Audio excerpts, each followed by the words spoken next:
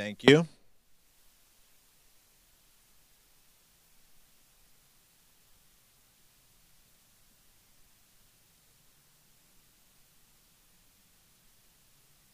Lower this gate down a little bit. So let's see how I'll do this today.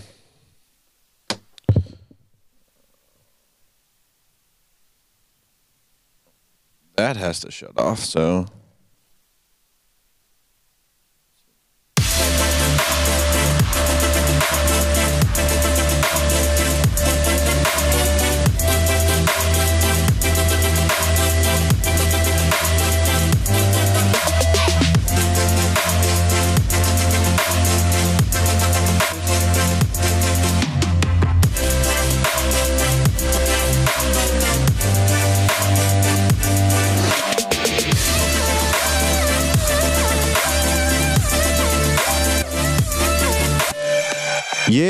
Yeah. What's up, everyone out there in Twitch land, YouTube land? We're getting the stream going. What's up, Michael, out there in Hilton Head? Can't wait to see you too, buddy. March is upon us. So everyone out there on Instagram, today we're doing something a little different. I usually mix a song for an hour, but today I released a song. Are we ready? Yeah. We're about to go live on Facebook, so thanks everyone for being cool on the Instagrams. Hey Ed, thanks man. Trying to keep it fresh for everyone out there. So today I'm doing something a little different. I released my first single here or song in a very long time. I would think it would be the first official single I pretty much ever released. I've been making music for the past 10 years, and I have a catalog of tracks that I've just been waiting to release. So there's no better time than now, so I decided to start. So today I'm going to be going through the production session for my song called Intention. And I'm just going to walk you through kind of my production process and show you how I make a song. And it's, you know, it varies from song to song, but this one, there's really cool elements that happen. There's some really cool synth stuff that I'm going to go through, and then I'm going to kind of show you why, or tell you why I'm doing what I'm doing, versus like kind of just showing you how fast I can mix something. You know, the process is usually the same all around, but the source material is different. But this, by letting you see my production session, you kind of get an understanding of how the tools that I use in mixing differ from how I use them in the production process. As I stated before in my previous streams, you know, it's all about gain structure in the mixing stage, but in the production stage, it's more about painting like a painter would. So I'm more using the tools that I have at my disposal to create, you know, colors on this canvas and kind of make things come to life. So I'm less worried about how gain comes together, though it does play a factor, you know, in getting the overall level of your track loud. But I'm more focused on, you know, shaping the sound. So you'll see that I use things a little more aggressively than I would in the mix stage. So that being said, yeah. Homies, introduce yourselves. Hey guys, my name is Serge. I'm a producer, keyboard player, drummer, originally from Seattle. Been in Nashville 2 years, just hanging out with the homies. Welcome, friend. Hey everyone, I'm Mitch Gowdy. I'm a producer too. I'm kind of working on putting together EDM and country and rockabilly, danceable country music. So I'm excited to be here and learn from the best. Aw, aren't you so sweet? I'm Logan. Oh yeah. Oh, don't forget about Logan in the back here. I'm controlling the cameras, but I wanted to be out front on this one. and kind of see some of this stuff in action too, because I'm interested in how he makes some of these weird sounds. So for y'all that didn't hear that as much because the gate might have cut out, Logan's in the back. He controls the cameras for the live stream, but he's also interested in my process and how I get some of these crazy, wacky sounds. So he's out front today. So without further ado, I'm going to put this timer on. And set this to 1 hour.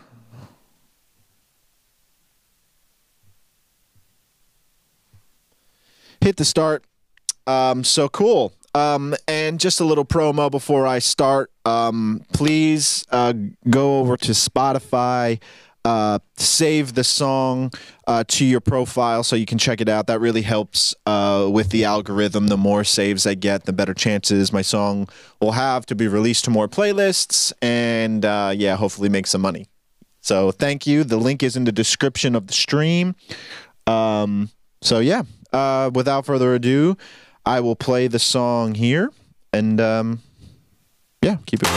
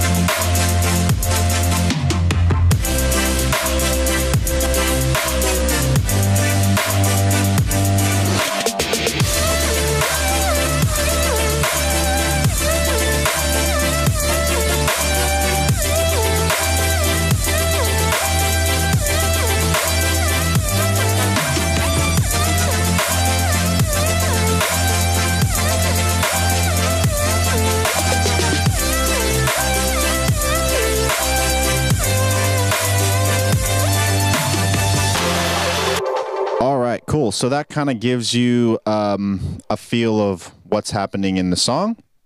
So what I'll do is I'm just going to kind of go an overview first and kind of just break down the elements and show you. I'll go ahead and solo each element for you and kind of show you what they sound like. And then I'll dive in and kind of explain a little bit of the processing that I'm doing to all the stuff. So first, we start with this piano track here. So I got a piano group.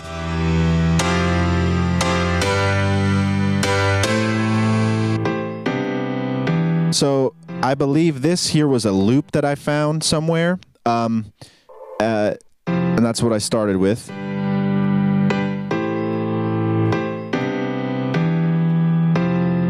And what I did was I duplicated that and I made my own version. So I used, this is my,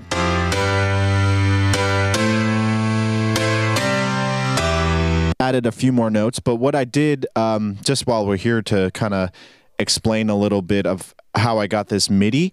So Ableton's really cool. You can right click and then if you look at over here, you'll see convert harmony to new MIDI track, convert melody to new MIDI track, or convert drums to new MIDI track. So what I did was I converted harmony to a new MIDI track, and I'll show you what that does.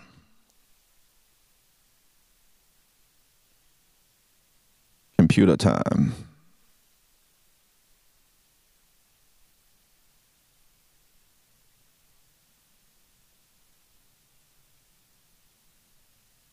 So what that does is Ableton's very smart, and it analyzes what notes were played in that audio and does its best job to convert it into MIDI. So,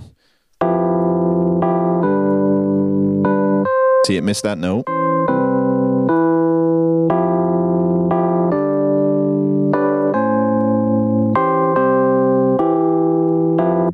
Obviously, it's not perfect, but it gets you a starting ground to build your own sounds off of a loop. So that's basically what I did there. And then I fixed all the notes, changed the notes a little bit to work with how I wanted the inversions to be. And that's how we got this from this.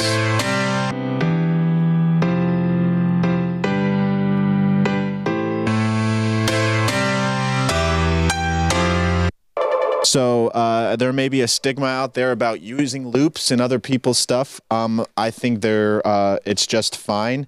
The average listener has no idea where you're getting this stuff from, so they're not going to know if it was a loop or it came out of your head. It's still how you creatively use that sound. So for this song, I heard that loop, and I already had 90% of this song done, but it was like from another song, and I do this a lot. I take songs that I already have in the arsenal, and I may have not have finished it. It made it sound like something else. I couldn't flesh out the rest of the idea that I wanted to happen, so it just stays in the arsenal. So I was just going through sounds, and I heard that loop, and I was like, that might work with this other song that I have. And what I had was this lead line.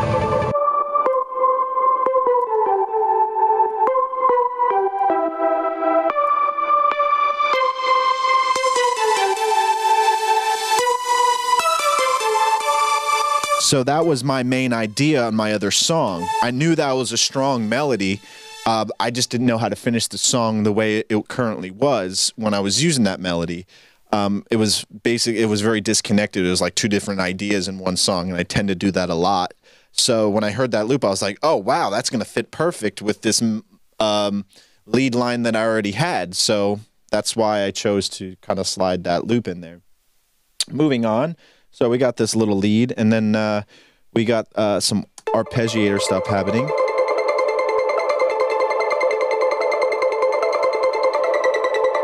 Kind of ear candy. You can hear how that works with the lead.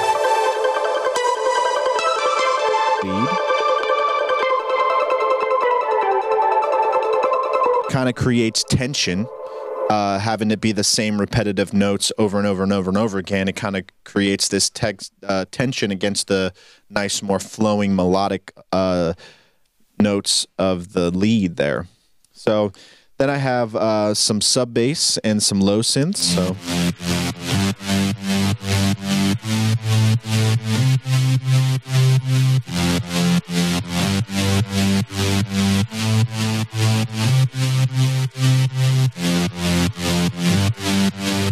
And then that also is in the form of sub bass, which you probably can't hear on your smartphones. But you should be able to hear it a little bit because I can hear it on my NS10s, and that's a good reference point of small speakers. So again, just a little explanation. You'll see it's pretty much the same notes in different octaves, just kind of spreading out the tone, allowing that part to cut through on different types of speakers. And I'll go through, after I'm done here breaking down each part for you guys, I'll go back in and kind of explain my process of how I choose to layer sounds. So next we have one of the main drop synths. That's the groups you're hearing, and then one.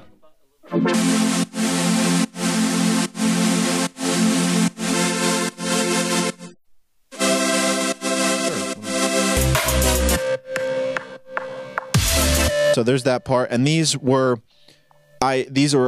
serum patches that I made these with, but Serum, when you use a lot of voices, and I'll show you later on the line because I still have some of them activated. But if you use a lot of voices in Serum, your CPU like gets out of control really quickly. So a lot of these had a lot of voices to each one of the oscillators, so it created my CPU overload. So I printed those and just used those as audio. I committed to something, and that's another thing. If you're starting out as a producer, learn how to commit to things. Make a decision, because you can work on this stuff forever. It never will be done. There's always something you could do to it. So get in the habit of making a decision, commit to something, and then keep it pushing. So this is kind of the main vocal synth that's happening.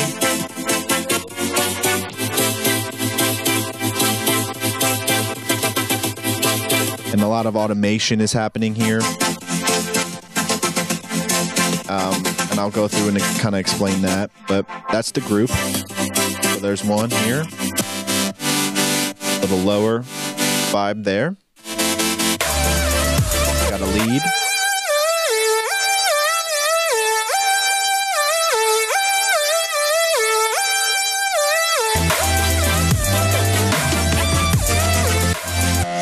And Logan, you had a question?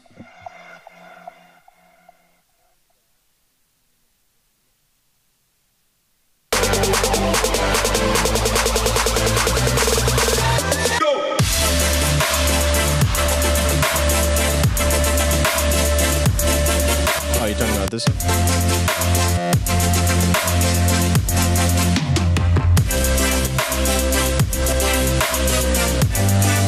This?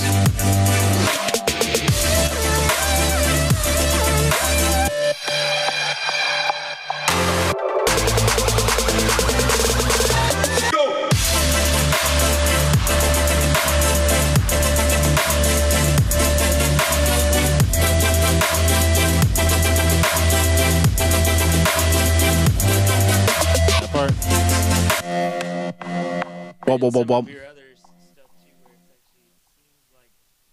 pitch of it's dropping, and the timing of it is dropping. The timing is dragging on the tempo, right? At the same time, is that something that, like, it's just an effect that you kind of add to it, or let's break it down.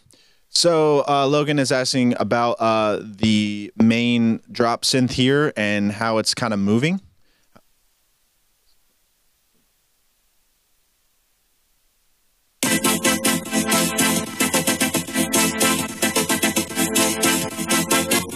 So let's show you guys how I'm doing that. So if I go into animation mode here and I go to my LFO rate, so what I'm doing here is I'm modulating the LFO of Serum. And you can see that by the automation written in here. So I'll go into Serum and I'll show you right here is the LFO that I'm using to modulate different parameters within Serum. So if I click on LFO1, you'll see that the parameters that are being modulated by that LFO show up here in light blue. So if I clicked off, you can see LFO2 is being the wavetable position here. LFO1 is doing the level of the noise, also some cutoff frequency on the filter. And then also, if you go to your matrix page, you can see where their source is, so LFO1, LFO2, and what they are being, what is being modulated by those sources. So when I play the track back, you can see this knob right here changing the LFO rate, which is the time in which this shape goes through its process on the grid, which is locked to the tempo of the session. That's how I get it to change patterns, and to get it to slow down is just kind of a creative way of using pitch modulation. So if I close Serum here and then I open up, this is the MIDI clip, and then you can see that I am modulating the pitch bend on certain parts of this. So the LFO change and the pitch bend are kind of working together.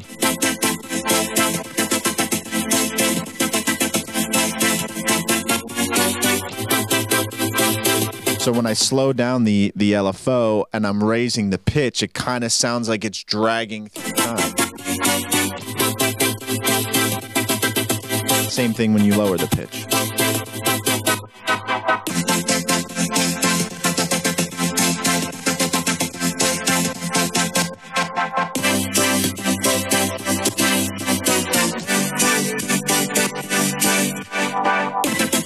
So that's just creative ways to use modulation to make your sounds more interesting.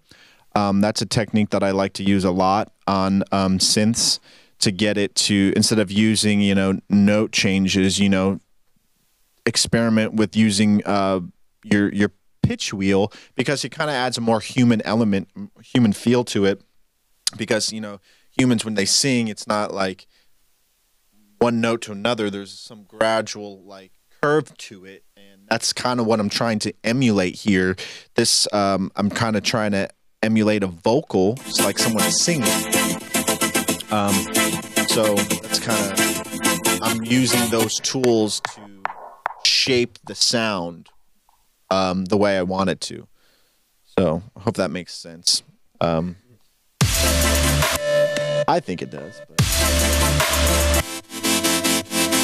And the same thing here, you can see on this track, I'm also modulating the LFO rate.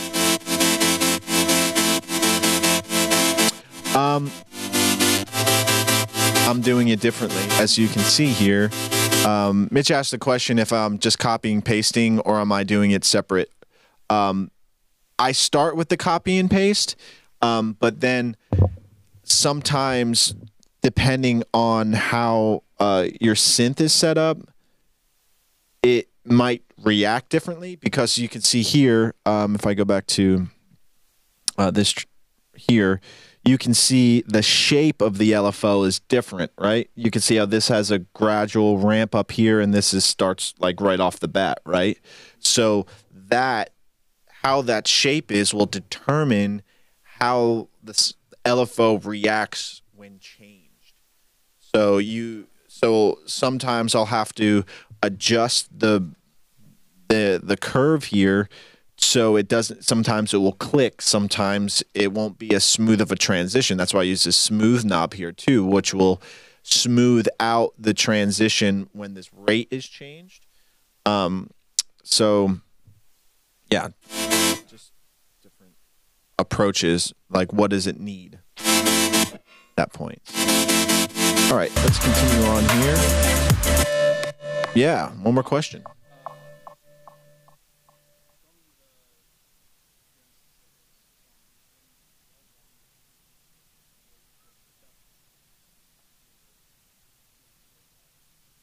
All right, that's a hell of a good question. He asked me how long it'd take me to get to this point, and when I feel good about it. Man, a long time. I would say could be an exaggeration, could not be an exaggeration, 100 hours. I mean, like, some take less. But you think about it, 24 hours, if it's, you go with a 24-hour period, right? That's a full day. I can guarantee you I've spent multiple 12-hour days working on this song, right? So 100 hours doesn't really seem that crazy when you think about it, right?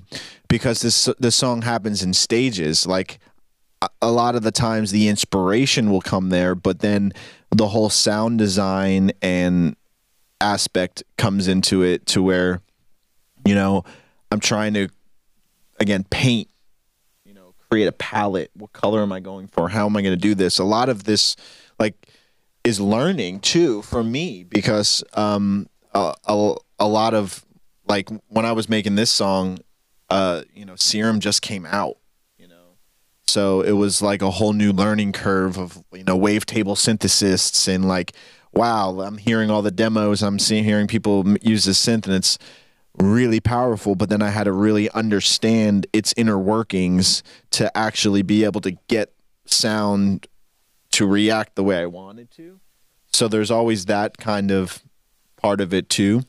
Learning and then, you know, second guessing yourself like always and stuff. You never know what is going to be good, if people are going to like it. That's why I say commit to something and like move on. So like this is just a production session. So once I was done here, I took it into Pro Tools and I completely mixed it, you know, which adds a whole nother level of gain structure and summing and choices. Right. So I'm more like, again, like in this stage, I'm painting, I'm creating, I'm just trying to capture an emotion. So, you know, that's why I chose to release this song first. Is I make hundreds of songs. So, you know, when I listen back to my music, there's always been a handful of songs that jump out at me that resonate with me, that I like, right? So, if I'm constantly always going back to those same ones,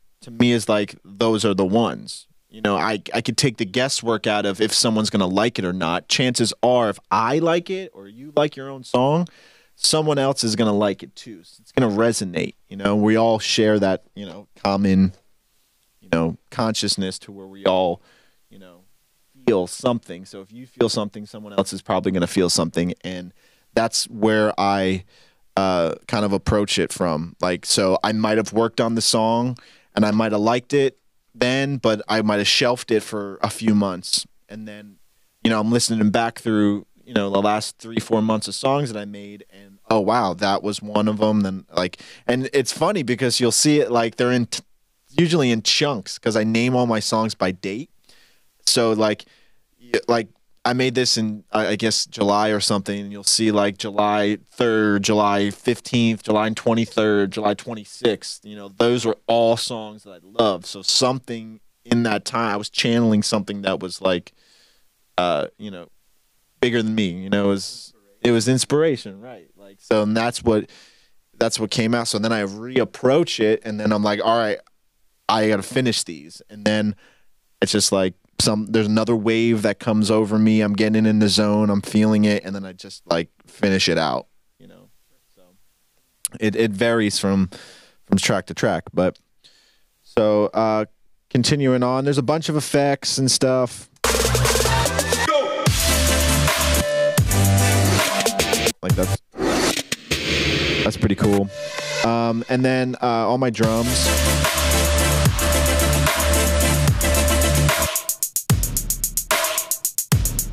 And I use the MPC for my drums pretty much 90% of the time because it just has a feeling to it. I mean, anybody that produces hip-hop or trap music or any of that stuff, you're doing a big disservice to yourself if you're not using an MPC. Yeah, I said it because MPC has been the classic hip-hop drum machine standard. J Dilla, Dr. Dre, Superfly, like Danger Hands, you know, Timbaland, they all used like the MPC. Can you create the sound without it now using groove templates and inside Ableton Live?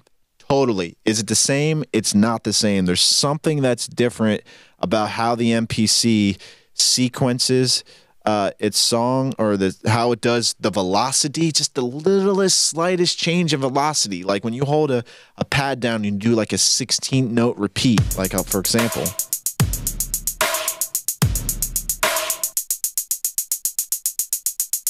It's not 100% loud all the time.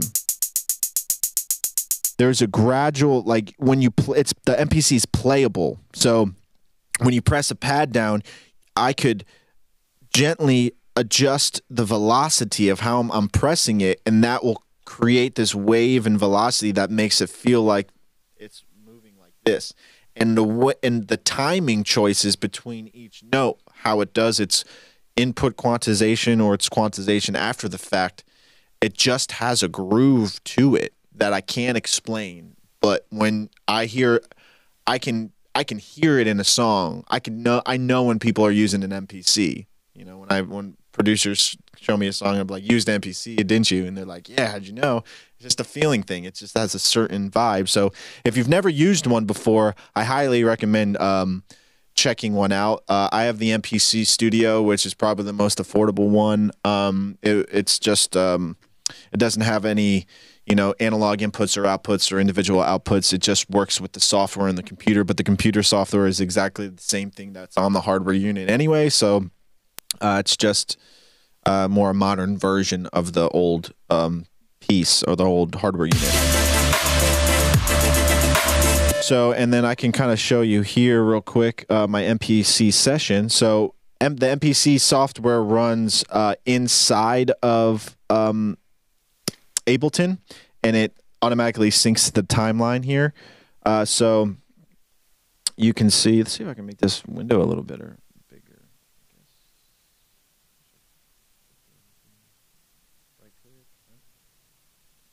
So I guess we're stuck with how big this is, but at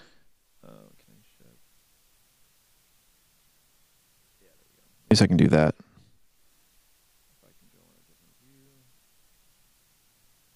So this kind of gives you an idea of how I build it out here, and then let's see if I can show you what I'm talking about with the velocity.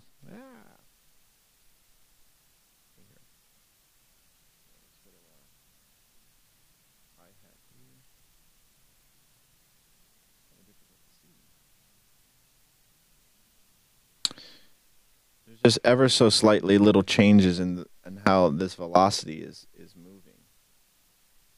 So, and then I just program everything out in here, and then I will go to my my mixer page, and you can see that I'm using the MPC vintage modeling mode. So this is one of the first MPCs out there. Roger Lynn created this. He also created the Lynn drum. And the MPC 3000.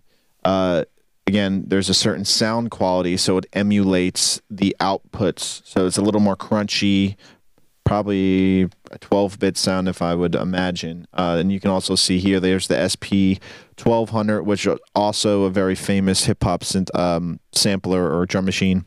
And then it has the famous Ring, which is famous for that machine, and again MPC 60 and the 3000, which were iconic drum machines. So it just emulates the outputs. So I insert that on the channel, and then I output those to individual outputs. So here they have 32 individual outputs from the MPC itself, and then that gets broken down into individual tracks here in Ableton. So you can see here's the kick.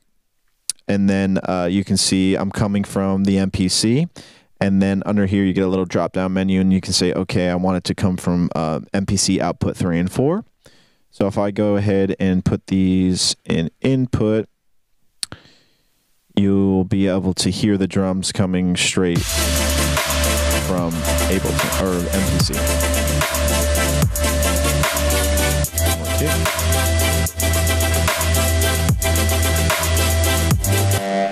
So that's just the way I do my drums. Yeah, you can bounce your drums if you'd like, export them directly out of the MPC. I'm just a little old school, I guess. I believe that, printing it in real time sounds different than if you let the computer do it. You can argue with me if you want. But I have my own reasons why. Like, for example, when you're having the third-party plugin within Ableton, sometimes you get a computer hiccup where it's like a dropout or something. And, like, for example, if I save the session, I have the timeline going and I press save, there's a glitch that happens and it throws the MPC timeline off with the Ableton timeline just for a second, and then they don't match up anymore. So if you're bouncing them out individually from the MPC or through Ableton's export menu, there's a chance that that would happen. And I've had it happen too many times to where I've exported all these stems and I'm bringing them in Pro Tools, and then I'm ready to mix, and then I press play and my drums are all out of line with everything else, and then I have to spend all the extra time to go back in, figure out what the problem was, and then I just end up printing them anyway. So from experience, just print your tracks, even if you use a machine or something like that, because then it gives you, then it's an audio right inside your session, and then you can add more processing to it, which I've done on these tracks. So, and then you can export these as a whole, all starting from 0, all ending at the same point, and then you're good to go. So, yeah, I mean, I guess that's kind of a run through of the session. As far as the sounds go and the elements of which is in there. So we got a half hour left. So let me go in and kind of break down some of these things that are happening as far as production-wise or some processing-wise, because we like to do mixing stuff here. And so one of the most powerful plugins out there within Ableton, and it's free, is their Multiband Compressor here. And there's a setting that's really popular in EDM music, which is called the OTT, over-the-top compressor. There's also a version, I'm not sure if I have it on my computer, but Steve Duda, the guy who made Serum, yeah, I don't have it installed here, he created a version that emulated what Ableton already had in it, and that's also a popular version of it. His is way more aggressive, in my opinion. But let's go ahead and solo the piano, and I'll show you the difference. So this is with it, without.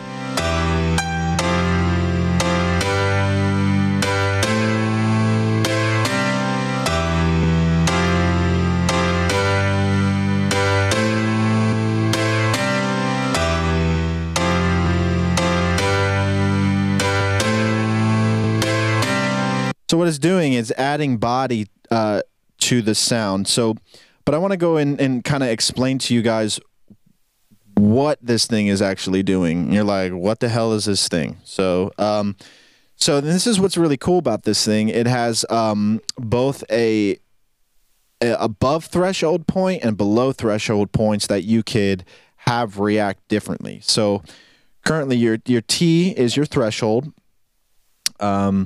Your B is you're below the threshold, meaning what is the ratio of either compression or, get this, expansion below the threshold, and then you have your above, which is above the threshold, what happens. So in this case, it's acting basically as a brick wall limiter, saying nothing above this point, this threshold point, gets above wherever you set your thresholds per band. So you got a high, mid, and a low band.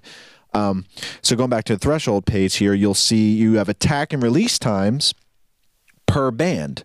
So that again, your below signal would react at this attack and release time, as well as your above ratio. So then you have on your left hand side here, you have your split frequencies. Basically, you can move the crossover points. So for this sound, I have 2.5K and above gets the top band here. 311 hertz and below is the bottom, and then whatever's in the middle is the mid range. So high, mid, low. And then traditionally, like any compressor, you have an input and output gain. And you can see I'm only using it 19%, so I jacked it up.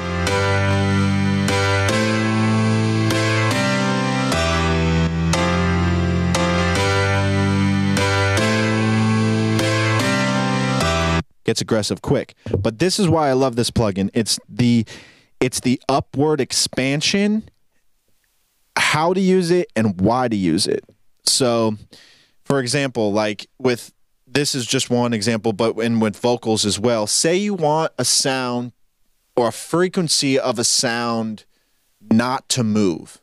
So again, on previous streams, I was talking about the NS10s, right? And why I love them so much, because I know them so well. And I mix mostly in mono and one speaker. That allows me to visualize the sound. Allows me to start from the bottom. I can hear where the low end is, and I know where the mids and up and up and up, low mids, mids, high mids, and then your highs, because I'm hyper focused on one thing. I can look at it and I can take the an EQ or like the FAB filter or something like that, that I can solo isolate a frequency, and I can literally see in my mind's eye where that's coming out of the speaker. So low end, again, being lower, high end being higher on that speaker point. So if with this plugin, it has an upward expander, so I can say this certain frequency band, I want to always be there. And this is kind of what I was explaining to you before we started this. It allows it to never move. So it allows it to kind of bricks it. So it says, okay, threshold point, above that point, I want to slam it down. And below this point, I want to slam it up so that I can create a band of frequency that doesn't move, that it will always be there. So if you want your vocal to always be in your face, but also be dynamic, you can have, you don't have to smash it dynamically with an overall compressor because you like the dynamic that the vocal naturally has, right? But you want, 800, 700 hertz or whatever to, 2.8K to always be there. So you can use an upward expander like the OTT offers to say, okay, that frequency will always, I can set it to expand. So let me kind of show what I'm talking about. So I'm going to solo the high end, and I'll turn this down.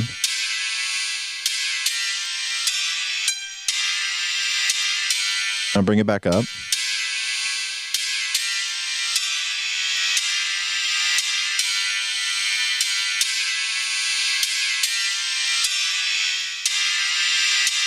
I'll make it more dramatic so you can hear it.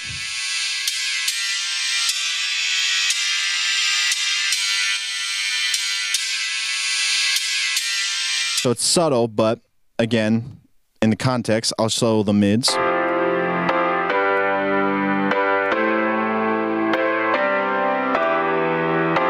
And again, I'll show you what the low end's doing.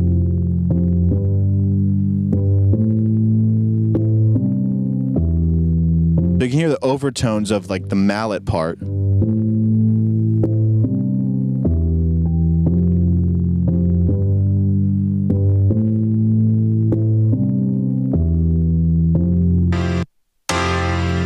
So I'll go ahead and I'm going to have the whole signal play, and I'm going to turn down each individual ones.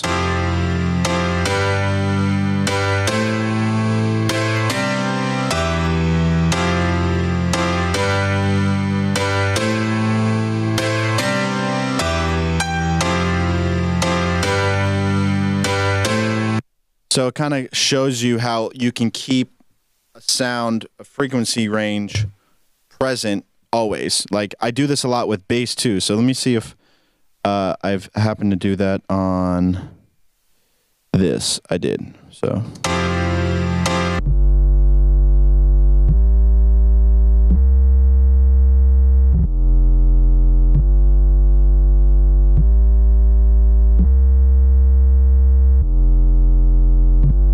So that's me turning it down.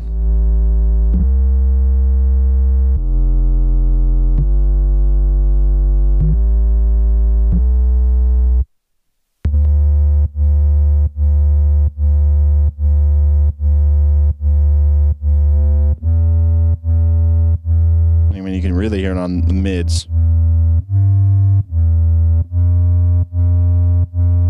Hear how it's bringing it forward.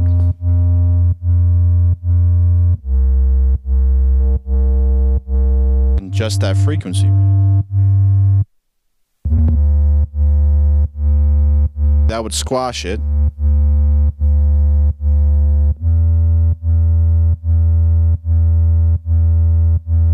So it just brings up the overtones, and I can show you. Let's see if I can. There's something in the session that doesn't have that on here, and I can kind of use it a lot. Well, see, here's an extreme version in the opposite direction.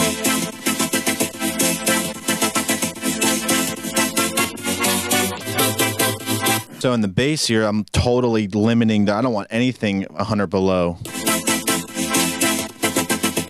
that's without it.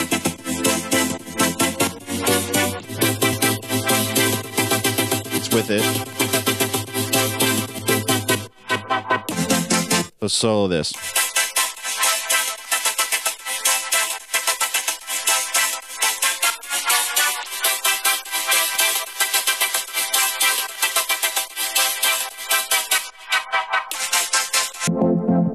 Mid-range.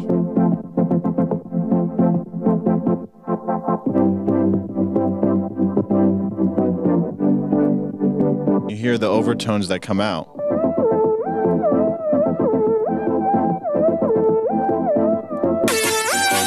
And these things are subtle, but they add up over time. So I know that because I chunked that mid-range there, that when I go later in the mix stage, I have it all there.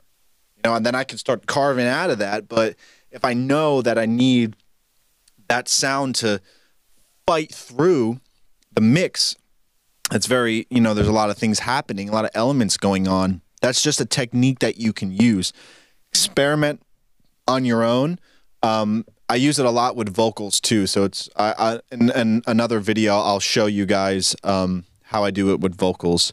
But since I'm here, I'll touch on the EQ.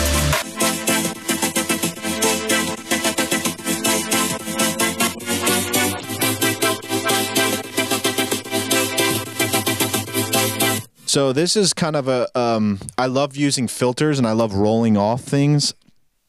So again, you can see here my frequency point is 100 hertz because I don't want anything that's below 100 hertz to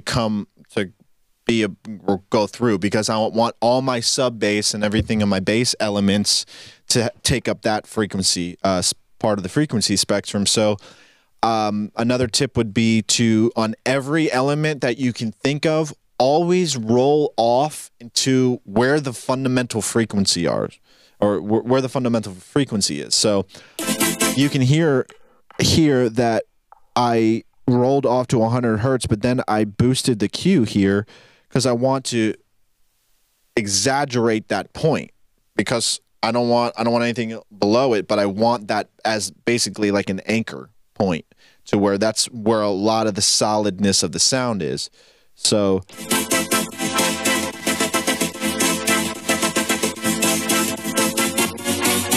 like it gets louder and clearer, and all I did was take stuff away.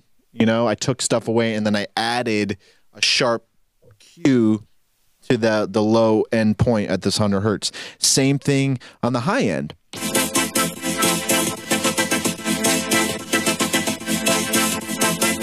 So I'll drag this.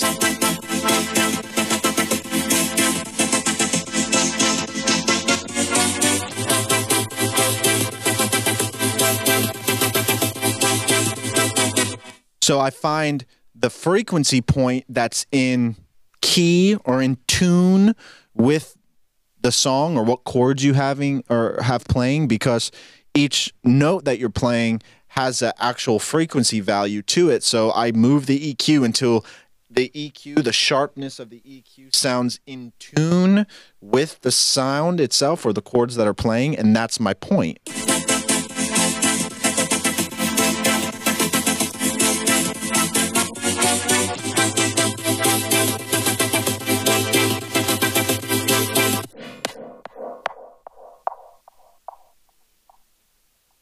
Well, Logan asked if it was an A, and I would find 440, and I would emphasize that.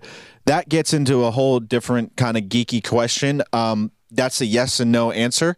I would know that the fundamental frequencies, you know, of A are 440, 220, 110, 55, you know, etc., like going down and then in the opposite direction. So then I know that that's where I could go and find my fundamentals. But like my good friend Gene Grimaldi at Oasis Mastering taught me that there's certain points in the frequency spectrum where like thump is like, you know, between like 107, 111, 122. Like these are like golden numbers, right? That for some reason those frequencies hit harder out speakers, right? So you'll know if you're an A and your fundamental frequency is 110, your closest punch point is 107, right? So then you can be like, I probably don't want the 120, or, you know, so you can then figure it out. Either then I do it a little crazy when I get to the mix stage, but like I use what's called the golden mean, the golden ratio, and I can find the extreme point between two frequencies, just like in anything, architecture, photography.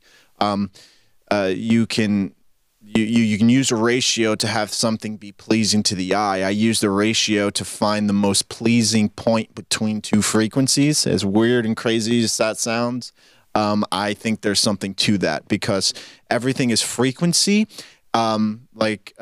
frequency and vibration. So there's actual physical waveform that's coming out of the speakers. So how that hits your body will allow you to feel a certain way. So I can tune the song to make you feel an emotion. It can activate different things in your body. That's why there's an argument between tuning your stuff at 432 or 444 versus 440, because it's actually, if you tune all your synths and your instruments to 432, it's mathematically in harmony with the Fibonacci sequence in the universe and everything that we know and science is based off of. So if you use that theory, you can, again, have people feel a certain thing. Now this gets into like theory, and like I could technically teach you how to mix and produce for, you know, but there's tons of people out there. And if you think you want to do this for a living, it's less about your technical ability and more about what you make people feel. So it's more you're trying to, people are coming to you because they like what you do. They like your version of compression or your version of EQ. They don't care how you did it. They just know that it made you feel a certain way.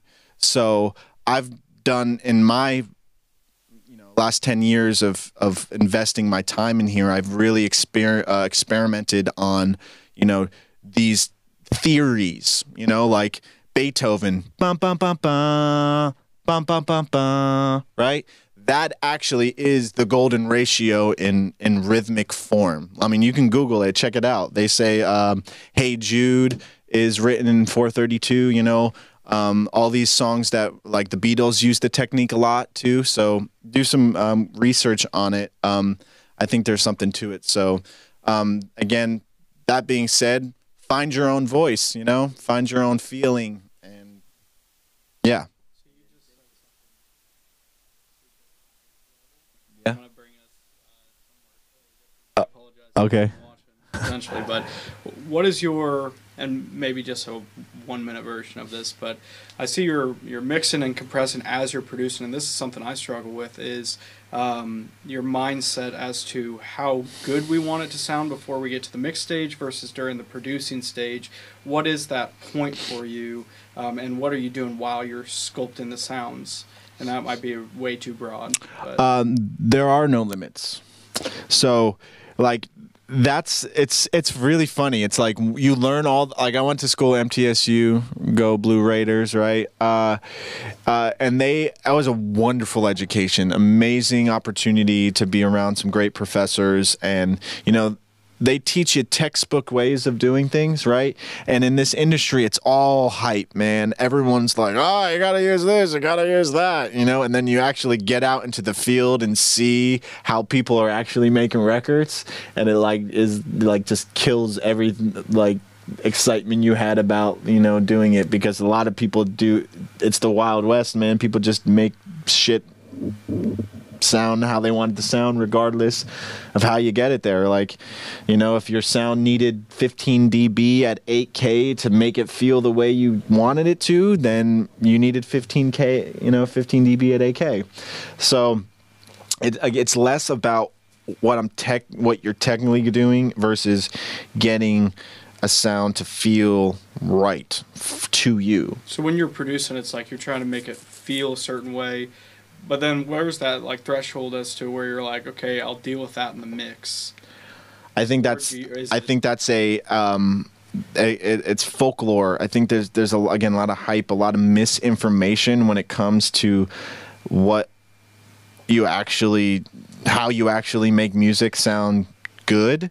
It's like why doesn't everybody ever talk about gain structure? Like, I went to school, I mean, and I never heard about gain structure. You know, I didn't take a mixing class. I couldn't get into the mixing class, but it's a whole nother story. But like, because of credits and shit. But like, I didn't learn gain structure till I worked under a professional that like really did this. You know, so it's like there's really not a point.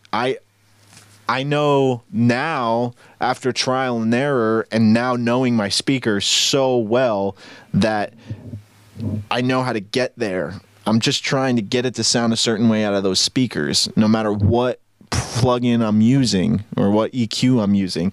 I know I don't want to like murder it, but I do want to get each sound as maximized as possible without killing all the dynamic to it individually, and then I'll have like good chunks. That's why I was explaining these upward compressions and having these frequency bands to work with in the mixing stage. So if I know it might have way too much bass in it, but at least I have bass to work with. And like, so in this stage, I'm adding a lot, shaping a lot, and then in my mixing stage, I'm using cutting. It's like, you know, like a sculptor would. You got this big block of granite, right? And like Michelangelo said, David's in there, right? So he's just chipping away until David shows up, right? So it's the same way. It's like, that's kind of how I approach it. It's like I'm building this big block, and then I'm in the mixing stage. I'm going to fine tune it and chip it away until I get it to form and technically be as loud as I can get it. Mm-hmm. It's a loaded 1 minute question. Yeah, no, that's a really good answer. I've never thought about it like that. So yeah, that's my approach to it. Cool. So see how much time we got. We got 8 minutes left. So what else can I show you that's really cool that I usually do and stuff? I was talking earlier about how I layer sounds. So and let's see how many plugins I got on this bad boy. See, again, I'm using that same technique. I'm rolling off to 167 because there's no real fundamental in the sound to that point. I love using the Camel Crusher. This compressor is just, I have no idea what it's doing. Don't care. But it makes it sound, like Carnage says, it makes it sound more better. So it makes it sound punchier. And then this Kickstarter tool is very popular, Nicky Romero. I like to use it in combined with the LFL tool, which allows me to kind of shape the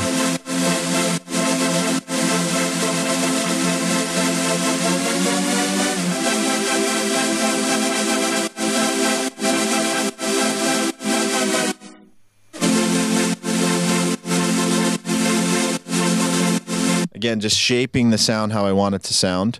And then this is a Brainworks EQ that I like to use, and mostly for this mono maker, which allows it to put everything under a certain frequency in mono.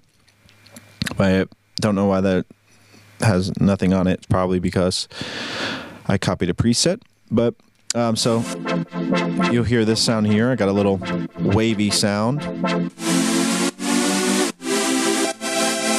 So this is kind of taking the low end of this sound that I'm creating.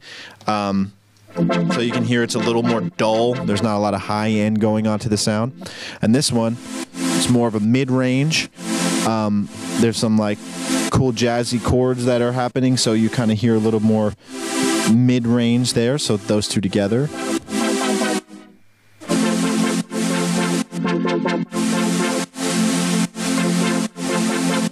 And then I have this high-end one.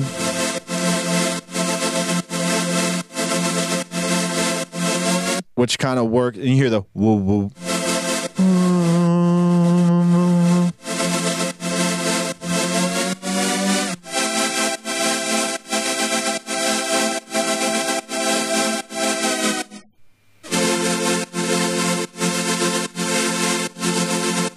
And that's where going back to show you how the OTT works, because if you hear the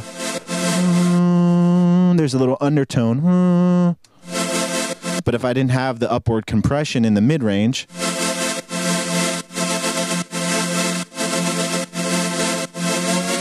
and allows that portion to cut through, so then when you combine it in with everything else, it's still there.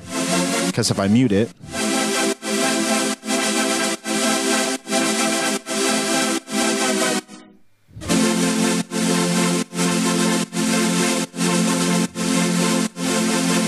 so that's a little technique, learning to build sounds in layers. So start with a lower synth that kind of gets you your meat in the bottom, and then something that kind of fills in the mid-range section, and then something that kind of fits into the high end. I'm not actually doing anything with the stereo imaging, but a lot of the times I'll do something like this, just for example. And this is where I don't do, like, this goes back to your question. Like a lot of the stuff, I won't do a lot of the stereo imaging stuff or the linear phase multiband mid-side stuff in the production, because I'm producing mostly in mono, again, trying to build the cake up and bottom, and I'm less worried about the left and right panning of things, because I save that to the mix stage. But I like to use, when I get to the mix stage, I like to use this isotope stereo imager, and I'll explain why I like to, and the theory of why and how to use it. So when you have a sound like this, for example, how it plays with everything else in the mix, right? So you can hear there's not much going on below 100 hertz, and you can see uses your phase meter here, right? So I like to put like everything that's below a certain point dead in mono, so then you don't run the risk, especially in EDM music, that if you're in a club and you have stereo bass and the speakers aren't aligned right, that they'll phase cancel each other out, and then your sub or your kick will be gone in certain places in the club. So the good trick is to put your bass in mono. Now that's not all bass, like sub bass I would put in there, but it's cool sometimes to have like 100 to like 200, which is kind of bass, and low mid to kind of be farther out. But, and there's two theories of approach.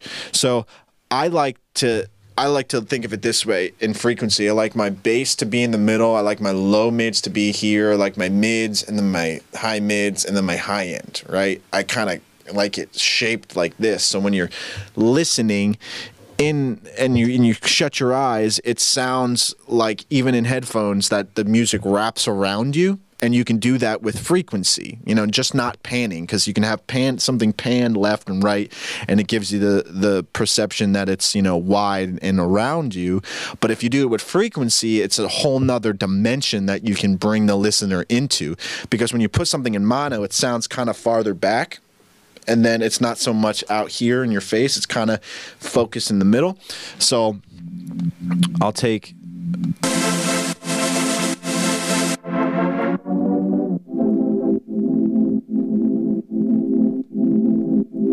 maybe lower it anywhere between like 11.4 is a good one, but sometimes like 30. And then you can find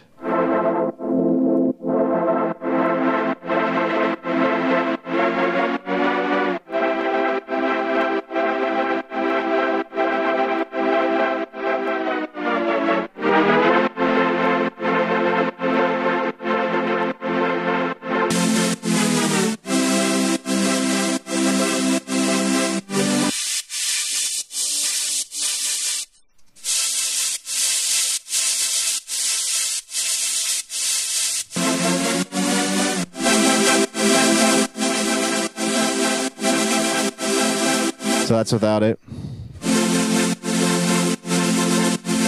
With it.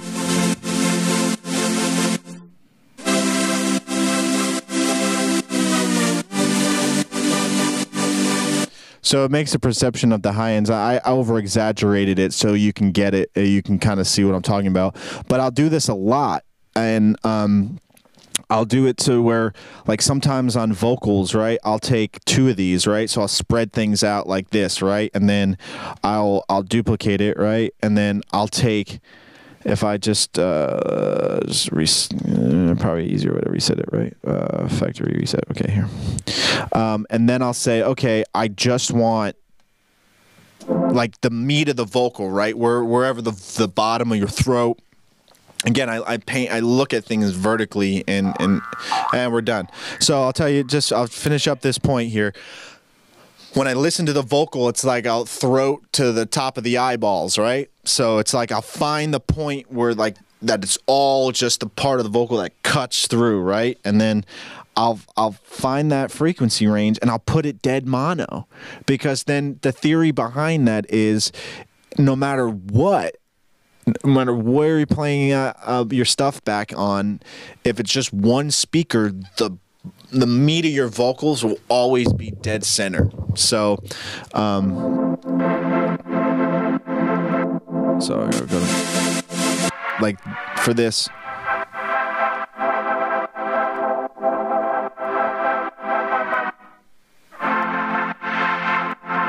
Maybe that right there, right?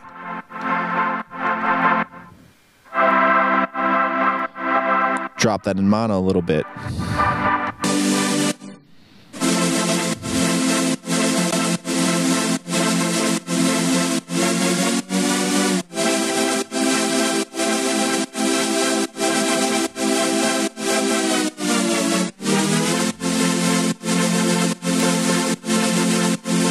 Like, to me, that's a huge difference. It's like you're creating space within frequency. So, like, if you had a group vocal or whatever, or background vocals, you know, you could say, or a vocal with effects on it. So a lot of times I use reverb or delay. Like, a lot of times I'll do this on effects plugins, like the delay or the reverb, actually the delay or the reverb. Instead of the reverb being this giant thing, right? I could take certain frequencies of that reverb and condense them, and not have, because what if you had your synths that are out here, but then your reverb from your vocal is also there, and it's conflicting and it gets washy and you can't really differentiate between sound and verb. But if you can take part of that frequency and condense it down a certain way or spread it out, right, then you have room to put something else in that place. So a lot of the times I will approach the mix from that standpoint, to how, instead of dynamically doing things with amplitude or panning right, left, and right for spatial, I'll then take the imager and start spreading frequencies out.